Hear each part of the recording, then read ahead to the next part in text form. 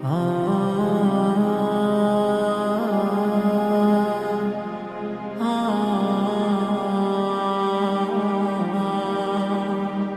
باللہ من الشیطان الرجیم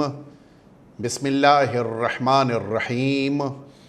الحمد للہ رب العالمین والصلاة والسلام علی سید الانبیاء والمرسلین وعلی اہل بیتہ الاطیبین الانجبین اما بعد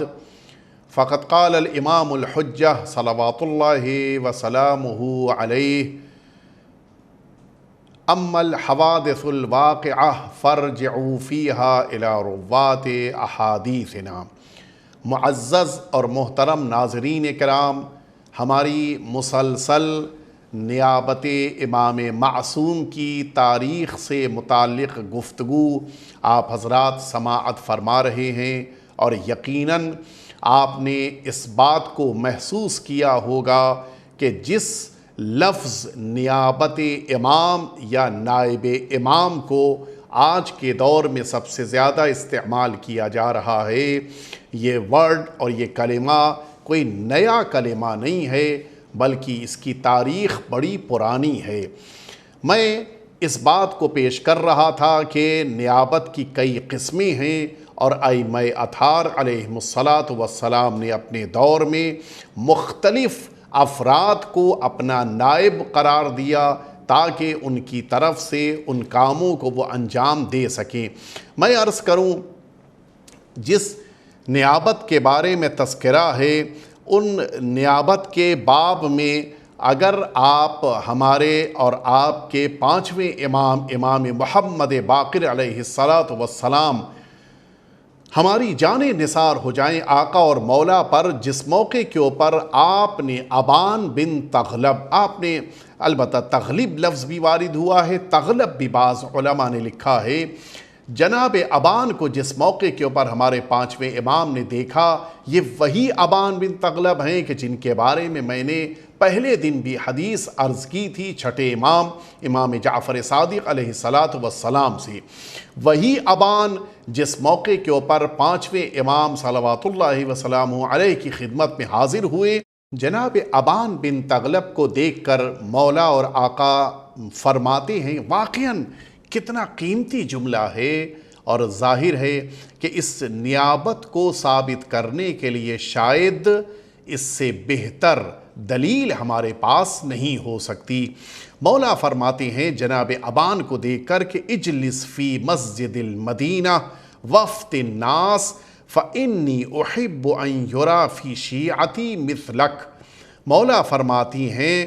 ان یرا فی شیعتی مثلک، مولا فرماتے ہیں کہ اے ابان، جاؤ مدینے کی مسجد میں بیٹھو اور لوگوں کے درمیان فتویٰ دو، اور اس کے بعد جملہ فرماتے ہیں کہ بے شک میں یہ بات پسند کرتا ہوں کہ میرے شیعوں کے درمیان تمہارے جیسے افراد پائے جاتے ہوں۔ یہ ایک جملہ اتنا قیمتی ہے کہ جو ایک غیر معصوم کو، ایک غیر امام کو امام کی طرف سے وہ نیابت کا درجہ عطا کیا جا رہا ہے کہ جو بے مثال ہے، جس کی مثال دنیا میں نہیں پیش کی جا سکتی۔ امام خود یہ فرما رہے ہیں کہ جا کر مسجد میں بیٹھو اور فتویٰ دو۔ اچھا، یہ بات بھی ہم سب کے ذہنوں میں رہے کہ یہ جو حدیث شریف مولا فرما رہے ہیں خود اس موقع پر مدینہ طیبہ میں موجود ہیں، یعنی لوگ اگر مدینہ طیبہ والے چاہیں کہ مولا سے استفادہ کریں تو خود مولا موجود ہیں، اس کے باوجود مولا جناب ابان سے یہ جملہ فرما رہے ہیں کہ لوگوں کے درمیان فتویٰ دو۔ اگر صرف مولا نے یہ بات فرما دی ہوتی کہ جا کر لوگوں تک میری حدیث پہنچاؤ،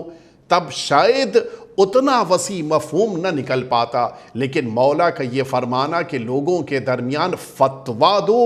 یعنی مولا یہ بتانا چاہ رہے ہیں کہ میری سنی ہوئی حدیثوں کو لوگوں کے مسائل سے مطابقت دیتے ہوئے اس بات کو جواب کے طور پر بیان کرو کہ جس کا تعلق لوگوں کی عملی زندگی سے ہو۔ یہ جو فتویٰ دینے کی اجازت امام معصوم نے عطا فرمائی ہے، یہ واضح طور پر ایک نیابت کو ثابت کرنے کی دلیل ہے جو امام معصوم کی طرف سے سامنے آ رہی ہے۔ لہٰذا اس حدیث شریف اور اس مبارک جملے کی طرف ہم سب کو توجہ دینی چاہیے اور اس بات کو سمجھنا چاہیے کہ یہ نیابت کوئی نئی یا ایسی چیز نہیں ہے کہ جو نئے دور میں ہمارے سامنے آئی ہو۔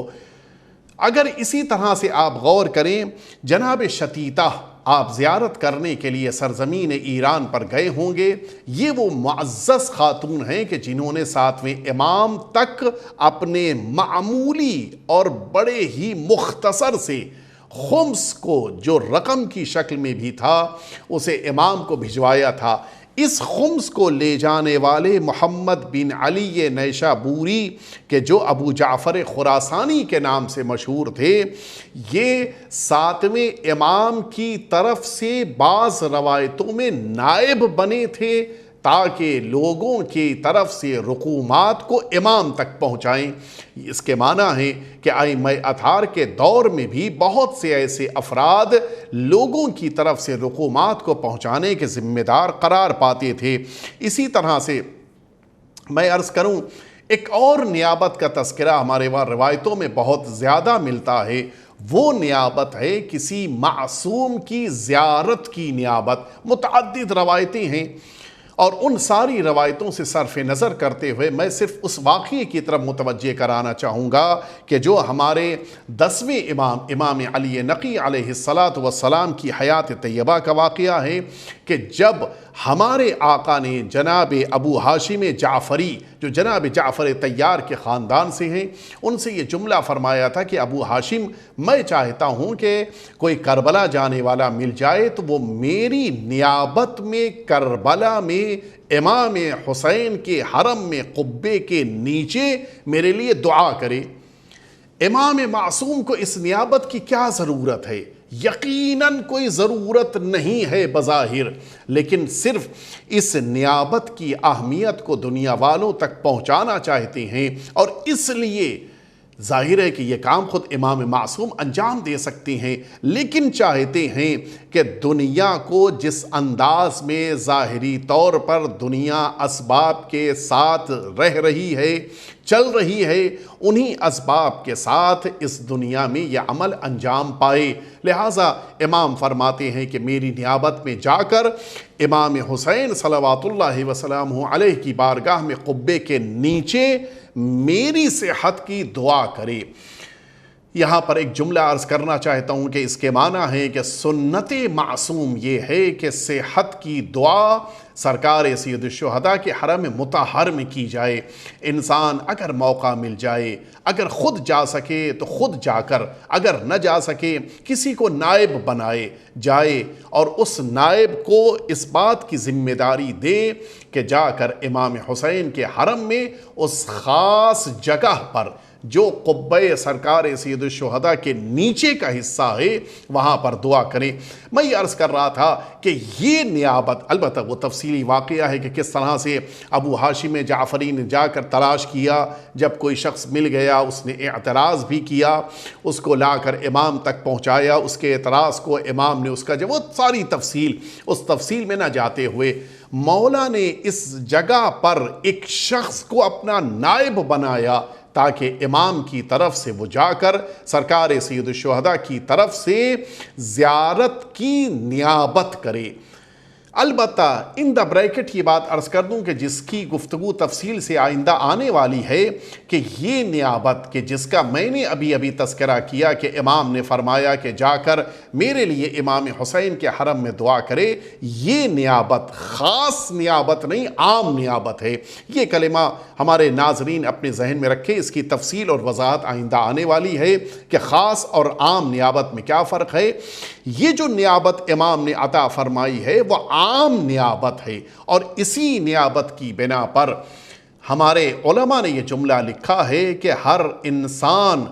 اگر چاہتا ہے کہ اس کی زیارت میں وزن پیدا ہو جائے تو اسے اپنی زیارتوں کو امام معصوم کی نیابت میں انجام دینا چاہیے۔ مثال کے طور پر کوئی امام علی صلوات اللہ وسلم علیہ کے حرم مطہر میں زیارت کے لیے مشرف ہوا، اگر اپنے زمانے کے امام کی نیابت میں زیارت کرے گا تو اس کا رتبہ اور بڑھ جائے گا، جیسا کہ روایتوں میں وارد ہوا ہے۔ میں اس تفصیل میں نہیں جانا چاہتا، لیکن امام کی طرف سے یہ عام نیابت ایک عام تصور ہے۔ اور اسی طرح سے اگر آپ غور کریں، جناب ہمارے امام معصوم نے جناب زکریا بن آدم کو، ہمارے اماموں میں جناب زکریا بن آدم کو موقع ملا کہ ہمارے اماموں میں 4 اماموں کی حیات طیبہ میں زندگی گزاریں۔ آپ کو بعض روایتوں کی بنا پر 8ویں امام صلوات اللہ وسلم علیہ اور بعض روایتوں کی بنا پر 9ویں امام صلوات اللہ وسلم علیہ، ان 2 میں سے کسی ایک امام کی طرف سے یہ نیابت ملی تھی کہ جا کر زکریا بن آدم، جو در واقع کوفے کے رہنے والے تھے، جا کر سرزمین قم پر مقیم ہو جائیں اور وہاں زندگی گزاریں اور امام کے سارے پیغامات کو، شریعت کے سارے پیغامات کو لوگوں تک پہنچائیں۔ آپ حضرات بھی قم جس موقع پہ زیارت کے لیے جاتے ہوں گے، اس سرزمین قم پر شیخین میں جناب زکریا بن آدم کی قبر موجود ہے، اور اس قبر پر زیارت کرنے کی بڑی تاکید وارد ہوئی ہے۔ بڑی تفصیل ہے، مجھے اس تفصیل کو نہیں پیش کرنا ہے، لیکن جناب زکریا بن آدم کے لیے یہ بات ثابت ہے کہ وہ امام معصوم کی طرف سے نیابت لے کر قم میں آئے تھے۔ اسی طرح سے ہمارے 2 اماموں کی طرف سے نیابت لے کر، یعنی ہمارے 9ویں امام امام محمد تقی علیہ السلام اور ہمارے 10ویں امام امام علی نقی علیہ السلام، ان 2 اماموں کی طرف سے نیابت کا رتبہ اور درجہ ملا ہے اس عظیم المرتبت شخصیت کو کہ جن کی بارگاہ اور جن کا مشہد کہلاتا ہے اس شہر رے میں موجود ہے، کہ جو بعض روایتوں کی بنا پہ آپ کی شہادت گاہ بھی ہے، وہاں پر آپ دفن ہیں۔ جناب شاہ عبدالعظیم حسنی، یہ وہ عظیم شخصیت ہیں کہ جو اماموں کی طرف سے نیابت کا رتبہ اور درجہ لے کر اس سرزمین پر آئے تھے، اور یہاں سرزمین رے پر آپ شہادت کے درجے پر فائز ہوئے۔ یہ وہ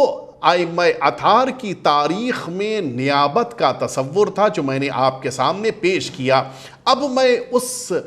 تاریخ کی طرف آپ کو لے کے جانا چاہتا ہوں جو ہمارے 11ویں امام کی حیات طیبہ میں جو نیابت کا نیا تصور پیدا ہوا، میں اسے اپنے معزز ناظرین کی خدمت میں پیش کروں۔ 11ویں امام نے سب سے زیادہ اپنی حیات طیبہ میں نائب بنائے ہیں۔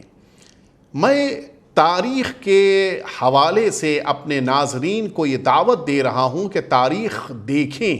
اور تاریخ کا مطالعہ کریں۔ سب سے زیادہ اپنے نائب اور نمائندے جو دنیا کے مختلف علاقوں میں، مختلف شہروں میں، مختلف قریوں میں بنائے ہیں، وہ ہمارے 11ویں امام نے صلوات اللہ وسلم علیہ۔ یہاں تک کہ اگر آپ غور کریں،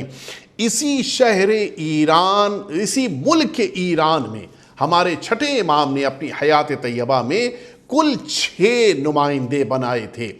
جبکہ جب ہمارے 11ویں امام کا دور آیا تو اس ایران کے مختلف شہروں میں مختلف وقتوں میں جو آپ کے نمائندوں کی تعداد بیان کی گئی ہے وہ 300 تک پہنچتی ہے۔ یعنی اتنے وسیع پیمانے پر ہمارے 11ویں امام نے مختلف نمائندے اسی ایران کے مختلف شہر میں قرار دیے تھے۔ اور پھر اگر آپ غور کریں جس طرح سے 11ویں امام کا دور آیا اور امام نے مختلف اپنے نمائندے بنائے، بہت سے نمائندوں کا تذکرہ ہے، ظاہر ہے کہ سب کا تذکرہ کرنا تو ممکن نہیں ہے۔ جناب احمد بن اسحاق قمی اشعری، جناب عثمان بن سعید عامری کے جو 12ویں امام کی طرف سے نائب خاص بھی 12ویں امام کی حیات طیبہ میں قرار پائے۔ ابراہیم بن عبدہ نیشابوری، احمد بن اسحاق رازی، احمد بن محمد بن مطہر، ایوب بن نوح بن درہ، اس قسم کے بہت سے ایسے افراد ہیں جو امام عسکری علیہ السلام کی طرف سے نائب قرار پائے، اور انہی کے درمیان جو پہلا نام جناب احمد بن اسحاق قمی اشعری کا میں نے آپ کے سامنے پیش کیا، یہ وہ عظیم شخصیت ہیں کہ جنہیں 11ویں امام کی نیابت کا خاص رتبہ حاصل تھا۔ یہاں تک کہ اگر ہمارے ناظرین کرام اور ہمارے سامعین کرام شہر قم زیارت کے لیے تشریف لے گئے ہوں تو انہوں نے اسی شہر قم میں معصوم قم صلوات اللہ وسلامہ علیہا کے حرم مطہر کے سامنے تقریباً ایک بہت ہی وسیع اور بڑی مسجد جو شاید شہر قم ہی نہیں بلکہ ملک ایران کی بڑی مسجدوں میں ہو، اس بڑی مسجد کو دیکھا ہوگا کہ جس کو مسجد امام حسن عسکری علیہ السلام کہا جاتا ہے، بہت بڑی مسجد۔ یہ وہ مسجد ہے کہ جو آج ظاہر ہے کہ اس کو وسیع کر دیا گیا ہے، کشادہ کر دیا گیا ہے، لیکن یہ صرف بڑی ہونے کی بنا پر شہرت نہیں رکھتی ہے، بلکہ اس کی شہرت کی اصل وجہ یہ ہے کہ یہ سب سے قدیم مسجد ہے۔ اتنی قدیم مسجد کوئی اور پورے ایران میں بظاہر نہیں ہے۔ یہ مسجد کتنی قدیم ہے سنیں گے ہمارے ناظرین کرام۔ یہ وہ مسجد ہے کہ جسے 11ویں امام حسن عسکری علیہ السلام کے حکم سے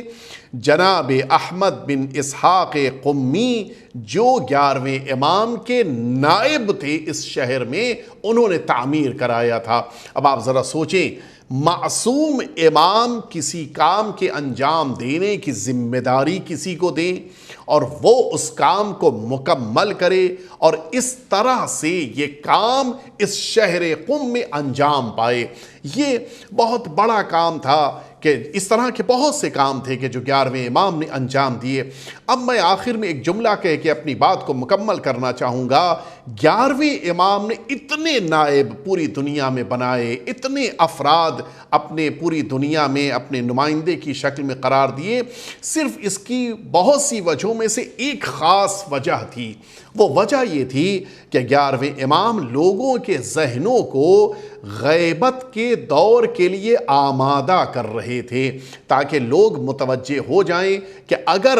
امام معصوم تک ہماری رسائی ممکن نہ ہو، امام معصوم نظروں کے سامنے نہ ہو، تو کم از کم ان کے نمائندے اور ان کے نائب کے ذریعے سے اپنے دینی مسائل کو ہم حل کر سکیں۔ اس بات کو لوگوں کے ذہنوں تک پہنچانے کے لیے ہمارے 11ویں امام نے سب سے زیادہ اس روئے زمین پر اپنے نائب اور نمائندے قرار دیے تھے۔ انشاءاللہ اس گفتگو کو آپ کی خدمت میں جو آج میں نے پیش کیا کہ ائمہ اطہار علیہ السلام نے کس طرح سے اپنے نائب اور نمائندے بنائے تھے، آئندہ گفتگو میں یہ بات پیش کی جائے گی کہ جب 12ویں امام صلوات اللہ وسلامہ علیہ کا دور آیا تو کس طرح سے آپ نے نیابت کو لوگوں کے ذہنوں تک پہنچایا اور کس طرح سے یہ نائبین امام اپنی ذمہ داریوں کو پورا کرتے تھے۔ پروردگار ہم سب کو آخری امام کے ظہور پر نور